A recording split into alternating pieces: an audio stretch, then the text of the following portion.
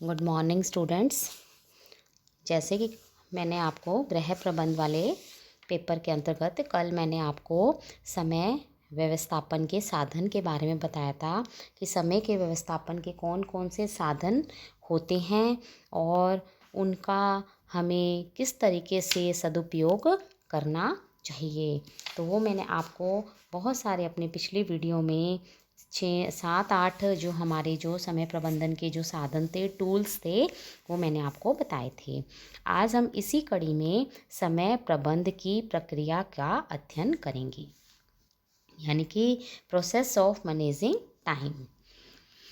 समय क्या है? देखिए, एक सीमित साधन है। गृहिणी को स्वयं के कार्यों के साथ साथ पारिवारिक कार्यों में भी सामंजस्य स्थापित करना चाहिए।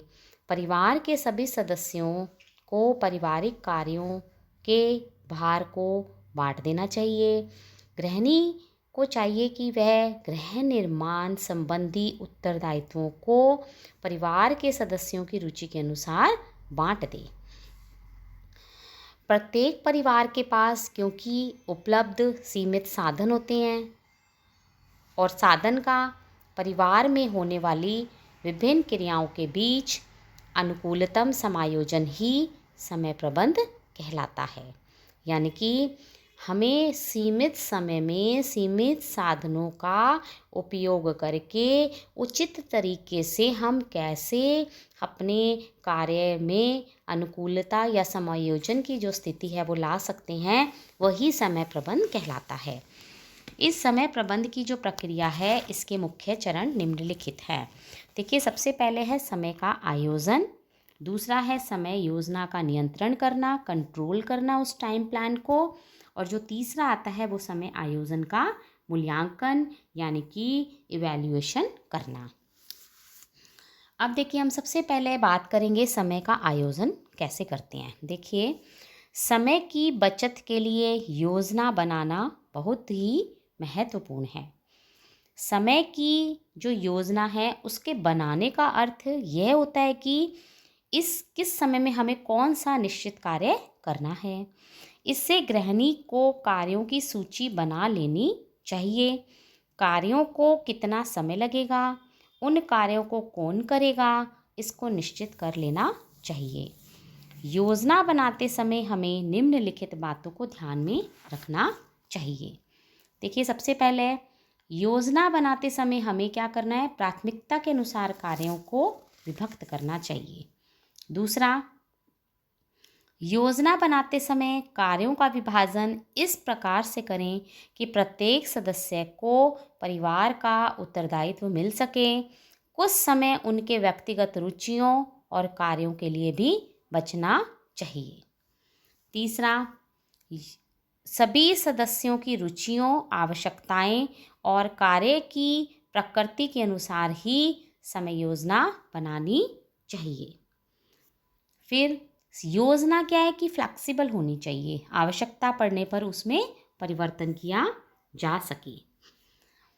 फिर योजना ऐसी होनी चाहिए कि हमें समय और श्रम दोनों की बचत हो। योजना में 2-3 कार्यों को एक साथ संपादित करना चाहिए। कार्यों का समूहीकरण करना चाहिए, यानी कि ग्रुपिंग होनी चाहिए। कार्यों के अंतर्गत हम 2-3 कार्यों को एक साथ कर सकें, इस तरीके की हमको प्लानिंग करनी चाहिए। हर कार्य को भली प्रकार से करने के लिए आवश्यक समय की व्यवस्था भी होनी चाहिए। योजना में दैनिक कार्यों के साथ साथ साप्ताहिक, मौसमी, वार्षिक कार्यों को भी शामिल करना चाहिए। इस प्रकार उपयुक्त बातों को ध्यान में रखकर समय योजना हमें बनानी चाहिए और समय योजना की योजना निर्धारण के पश्चात हमें कार्यों का भी बंटवारा कर लेना चाहिए।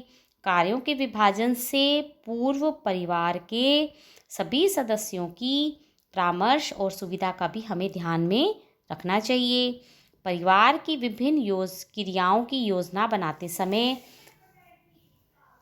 यह भी ध्यान रखना चाहिए कि कौन सी क्रिया के लिए किस दिन कितने समय की उपलब्धता है और वह अन्य किसी क्रिया की पूर्ति में बाधक तो नहीं है। इस चीज़ का भी हमको ध्यान में रखना चाहिए। फिर इसी कड़ी में हम बात करते हैं समय योजना का नियंत्रण, यानी कि उसका control of time plan. Control of time plan के अंतर्गत है समय योजना जो है वो तभी सफल होगी जब उसका क्रियान्वयन होगा। यानी कि हम योजना तो बना लें और अगर हम उसको क्रियान्वित ही नहीं करें तो वो हमारी योजना बेकार हो जाएगी। तो समय जो योजना है वो तभी सफल होगी जब उसका क्रियान्वयन होगा। समय योजना जितनी अधिक व्यवहारिक होगा वह उतना ही सफल होगा। योजना के क्रियान्वयन के लिए नियंत्रण का महत्वपूर्ण स्थान होता है। योजना गृहिणी के लिए मार्गदर्शक के रूप में कार्य करती है।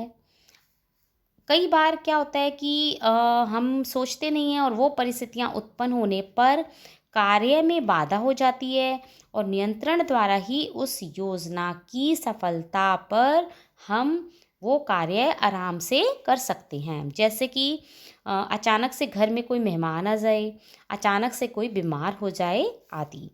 गृहिणी की कुशलता इस बात पर निर्भर करती है कि वह किस प्रकार योजना का नियंत्रण करती है।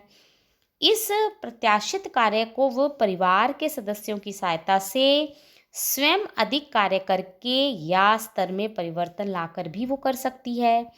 गृहिणी को अपना मानसिक संतुलन नहीं खोकर उन सब परेशानियों या अत्यधिक कार्यों का सामना करना चाहिए। गृहिणी को रिक्त समय का सदुपयोग भी करना चाहिए। यदि उसे लगे कि योजना के अनुसार कार्य नहीं हो रहा तो कार्य की गति को बढ़ा देना भी चाहिए। ये जो सारी बातें मैंने आपको बताई है ये है कि हम जो भी हम प्लानिंग करते हैं उस पर हम कैसे नियंत्रण कर सकते हैं, क्योंकि जो प्लानिंग है वो हमारी तभी सफल होगी जब हम उसका क्रियान्वयन करेंगे। इसी कड़ी में हम बात आगे करते हैं कि जो समय जो योजना है उसका हम मूल्यांकन कैसे करें यानी कि हम पहले उसकी प्लानिंग ऑफ टाइम करना है, उसके बाद उस control of time plan and तीसरा इवैल्यूएशन ऑफ टाइम प्लान। योजना की सफलता के लिए नियंत्रण आवश्यक होता है, लेकिन कार्य समाप्ति पर योजना का मूल्यांकन आवश्यक होता है।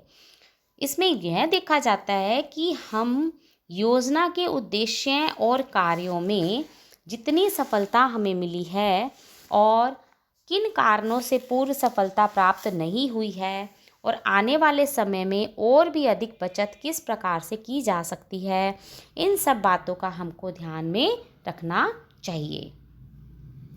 मूल्यांकन में हम यह देखते हैं कि योजना अनुसार कार्य हुआ है या नहीं हुआ।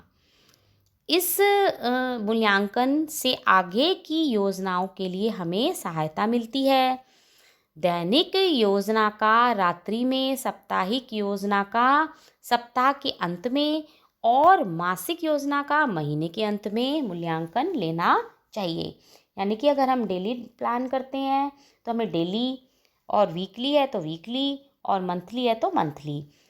मूल्यांकन के अंतर्गत हमें निम्न प्रश्न देखने को मिलते हैं।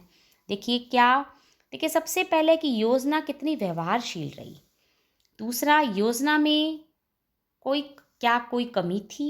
तीसरा, क्या नियंत्रण में कमी थी, या योजना से पारिवारिक उद्देश्यों की प्राप्ति हुई या नहीं। ये 4 बातें हम मूल्यांकन के अंतर्गत देखते हैं कि योजना हमारी कितनी व्यवहारशील रही, योजना में कोई कमी थी, नियंत्रण में कमी थी, या योजना से पारिवारिक उद्देश्यों की प्राप्ति हुई या नहीं। इस प्रकार सफल जो योजना है वो वही होगी जिसमें पारिवारिक जो उद्देश्यों की प्राप्ति होती है, गृहिणी को मानसिक तनाव कम से कम हो और समय और शक्ति की भी बचत हो। अतः योजना की सफलता, योजना के निर्माण, योजना पर नियंत्रण और योजना का मूल्यांकन, इस तीनों पर ही यह बातें निर्भर करती है। यानी कि हम कोई भी प्लानिंग अगर हम करते हैं तो उसकी सफलता उसके निर्माण से लेकर उसके मूल्यांकन तक पर अपनी भूमिका निभाती है। तो देखिए, हमने जो ये टाइम प्लान करा उसके अंतर्गत देखिए इस जो पर्टिकुलर जो टॉपिक है उसके अंतर्गत जो समय है उसके अंतर्गत सबसे पहले तो देखिए टूल्स हैं। टूल्स कौन कौन से हैं मैंने आपको बताए थे, जैसे कि समय का टाइम कोस्ट, दूसरा मैंने आपको बताया था टाइम मानक, टाइम समय मानक, टाइम नॉर्म्स, तीसरा मैंने आपको बताया था बैलेंस ऑफ टाइम, टाइम को हमें कैसे संतुलित करना है, फिर टाइप ऑफ वर्क, और फिर उसी कड़ी में मैंने आपको बताया था पीक लोड, अत्यधिक कार्यभार कौन कौन सा होता है, फिर है वर्क कर्व, कार्य का वक्र कौन कौन से कार्यों का हो जाता है, और फिर इसी कड़ी में मैंने आपको टाइम पैटर्न और रेस्ट टाइम, विश्राम काल, ये जो सारी जो चीज़ें थी वो हमारी समय प्रबंध के टूल्स के अंतर्गत आती हैं।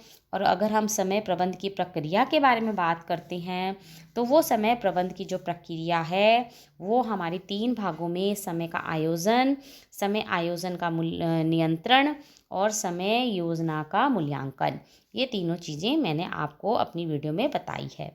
इसी के साथ ही हमारा ये जो टॉपिक है वो ख़त्म हो गया है। मैंने आपको व्हाट्सएप ग्रुप पर नोट्स भी भेज दिए हैं। आप सभी गर्ल्स अपने नोट्स को प्रिपेयर कर लीजिए और मेरे इस वीडियो को लाइक और सब्सक्राइब करना भी ना भूलें। धन्यवाद।